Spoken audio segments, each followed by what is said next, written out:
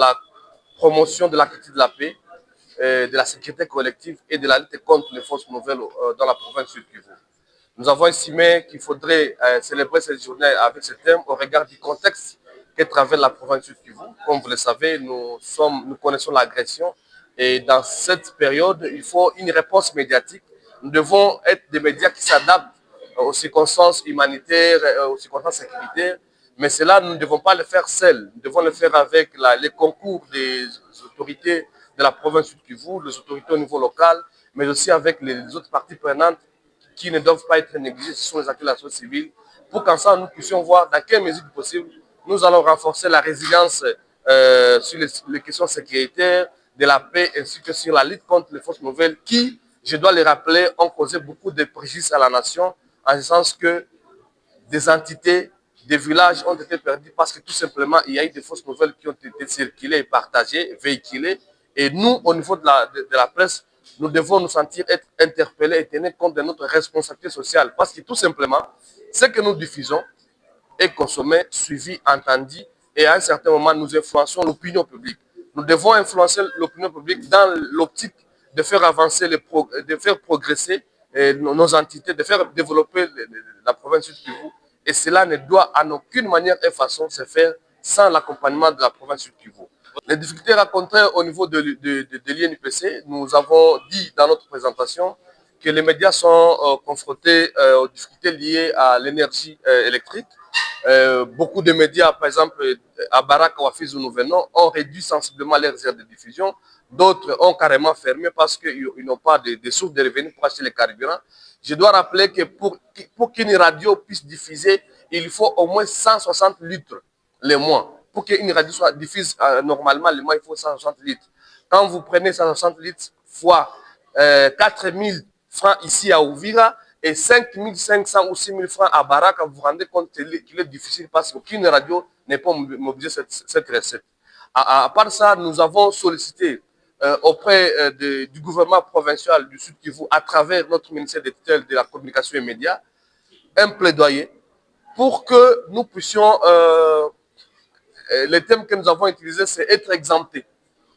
Pendant cette période, que nous ne puissions pas payer des taxes, mais toutefois, ce n'est pas dans l'optique de vouloir décourager, de faire l'incivisme fiscal ou de faire le boycott fiscal. C'est parce que tout simplement, nous nous retrouvons dans la difficulté de payer, de mobiliser cet argent.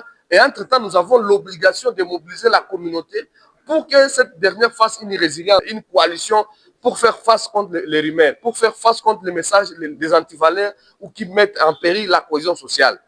Nous avons une obligation de payer les redevances et les taxes de l'État. Entre-temps, nous sommes en difficulté de mobiliser les recettes, mais de l'autre côté, nous sommes responsables dans l'apport, la contribution à la paix, à la cohésion, à la promotion de la bonne gouvernance, mais aussi à la lutte contre les informations. Donc, nous avons essayé un peu de solutions auprès du ministère des Terres pour que cette demande passe. Nous ne voulons pas décourager. Nous savons que la province est en difficulté en ce moment par rapport à sa capacité également de mobiliser, après avoir perdu la ville de Bukavu qui est sous occupation illégalement. Bon, les recettes sont vraiment minimes, mais nous nous disons également, nous sommes prêts. Comme les militaires se sont dit prêts d'aller affronter les militaires, les ennemis s'ils le font, nous sommes prêts de mener à bien ces fronts médiatiques dans un climat de paix. À part ça, nous avons sollicité auprès du gouvernement congolais, auprès de notre gouvernement provincial, à travers toujours le ministère des tutelles, le ministère de la communication et médias, que nous puissions avoir une parcelle. La parcelle sur laquelle nous allons ériger notre véritable maison de la presse. Nous avons rappelé que dans le passé, le président maréchal Mobutu Sese Seko Nzabanga a confié à l'UNPC une maison. C'est viable à côté de l'immeuble de Botour à Kinshasa. À Goma, ça a été fait. Nous sollicitons également de la part auprès du gouverneur de province du Sud Kivu une parcelle où nous allons mobiliser et construire la véritable maison de la presse. Ça sera une contribution énorme. Et si nous l'avons fait, c'est parce que nous ne doutons pas d'aucun instant, d'aucune manière, de sa capacité et de sa volonté à accompagner la promotion de la presse. Il l'a fait et il continue à le faire. Je dois rappeler encore une fois de plus que cette activité vient d'être financée à 100% par la province du Kivu, pour dire que le gouvernement provincial a intérêt et trouve la pertinence de notre contribution. C'est pour cette raison que nous sollicitons que la province nous viabilise davantage. Une fois viabilisé, on aura des capacités de production, des studios d'enregistrement et on pourra voir comment est-ce que nous allons faire émerger et viabiliser et professionnaliser les médias et les journalistes. Merci beaucoup. Merci, estimé confrère. Nous sommes le 22 juillet 2025. Une journée à laquelle nous célébrons la journée nationale de la presse. Nous avons été approchés par l'UNPC pour qu'ensemble nous puissions voir dans quelle mesure cette journée pourrait se passer. Et finalement, nous nous sommes mis d'accord sur un certain nombre d'éléments, notamment les thèmes de cette journée. Il est revenu, Monsieur le Président, sur cette question.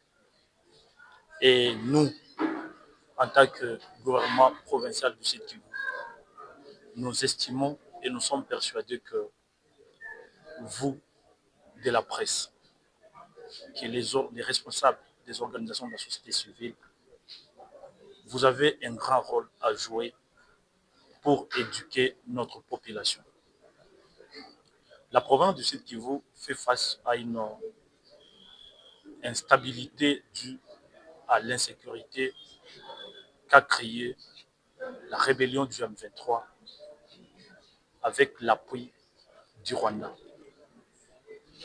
Cette guerre injuste nous imposée est allée jusqu'à couper de la province de certaines parties.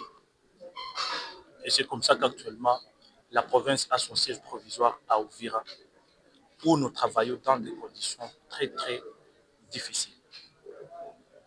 Nous avons pensé que pour que nous puissions ensemble cultiver la paix, pour que nous puissions assurer de manière équitable et mutuelle la sécurité collective de nos populations, il serait important que chacun de nous puisse jouer son rôle.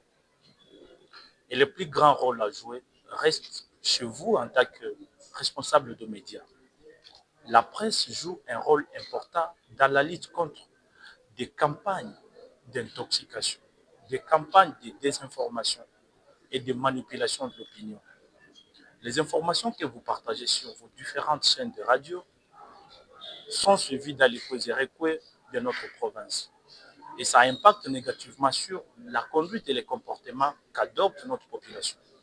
Voilà pourquoi nous avons pensé que pour nous éviter que ce soit un partenaire qui finance cette activité et qui puisse nous dicter la ligne de conduite, nous avons estimé que le gouvernement provincial, malgré sa situation financière très très chaotique, que nous puissions mettre la main à la pâte pour que cette activité se passe bien et que par cette occasion, nous puissions sensibiliser notre population à comprendre que à Uvira, où nous sommes en train de fonctionner actuellement, nous nous sentons chez nous.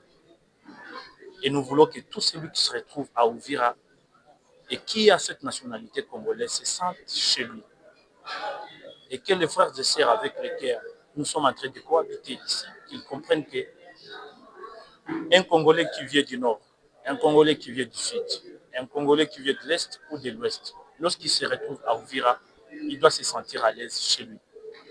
Et pour que Uvira puisse évoluer et se développer, il doit tenir compte de tous ces aspects.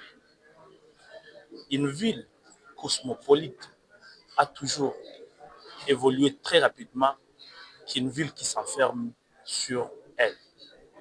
Voilà pourquoi nous avons profité de cette occasion pour rappeler la démarche et les soucis tant manifestés par l'autorité provinciale, son Excellence, Monsieur le gouverneur de province, le professeur Jean-Jacques Borossi, qui ne ménage aucun effort pour apporter sa contribution au travers des différents plaidoyers qu'il fait de part et d'autre pour le bien de notre province du Sud Kivu. Nous avons voulu profiter de cette occasion pour vous demander à vous, les médias, de nous aider à recadrer certaines personnes qui se donnent le culot de tenir des propos outrageants, allant jusqu'à proférer de menaces de mort à l'encontre des autorités, notamment du gouverneur de province, juste pour des raisons infondées et inavouées. Le gouverneur de province est l'un de ces Congolais qui sont sur plusieurs fronts, justement pour voir comment est-ce que cette paix peut revenir. il a utilisé son carnet d'adresses, tant au niveau national qu'au niveau international, depuis sa mission à Kinshasa les mois passés. Et juste de son retour, vous avez constaté que nous avons enregistré plusieurs délégations qui sont venues maintenant pour palper du doigt tout ce qu'il a rapporté comme problème auquel nous faisons face en tant que population du Sud Kivu. Je crois que c'est quand même une des autorités que nous devons encourager pour toutes ces démarches. Mais si des individus aux appétits gloutons, des personnes dont les intérêts sont mesquins, se permettent de proférer des injures, de propos outrageants contre cette autorité, et que certains d'entre nous, par exemple, prennent de l'occasion pour leur accorder de l'espace dans vos différentes chaînes de radio, vous comprenez qu'à un certain niveau, vous aussi, vous participez à la déchirure du tissu social. Le thème de cette journée, c'est comment vous, de médias, nous, les autorités, et nos amis de la société civile, nous pouvons nous liguer comme un seul homme pour promouvoir la culture de la paix, pour promouvoir la sécurité collective et enfin, comment nous pouvons préserver la paix et la cohésion sociale.